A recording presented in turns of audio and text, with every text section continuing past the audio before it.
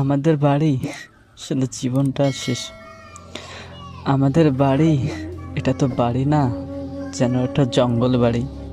খাইতে যখন বসি, না আছে থালি, না আছে পানি, না আছে ভাত, না আছে তরকারি। খাইতে তবুও বসি, বাসি এগুলোই খাই। খাওয়ার শেষে দেখি আমার সামনে গ্লাসটাও নাই। ইচ্ছে করে কি জানো, যে বাসা ছাড়ি যাই কোন এক দেশ। এই তো আমার জীবন, হতভাগা জীবন। যেখানেই যাব সেখানেই কষ্ট করতে হয়। এখানে আসি, সবারই মুখটা একটু দেখতে পাই, আমার ভালো লাগে। সবারই মুখটা দেখেই থাকি, যতই কষ্ট পাই কাউকে বুঝতে দেই না। এটাই আমার জীবন। না আছে সুখ, না আছে শান্তি, শুধু কষ্টই আছে।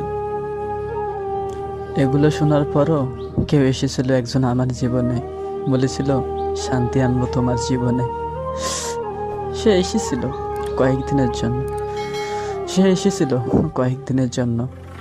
দেখছিল যেখানে সে নিয়ন্ত্রণ করতে পারতেছে না, অনেক সে কষ্ট হচ্ছে, সে অনেক কষ্ট পাইতো, এখানে থাকতে চাইতো না।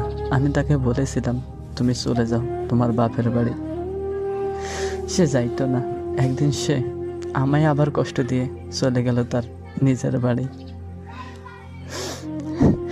কেন এসেছিলি তুই আমার জীবনে?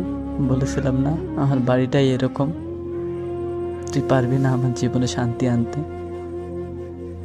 সে মিথ্যা আশা দেখাইছিল আমারে যে আনতে পারবো তোমার জীবনে শান্তি।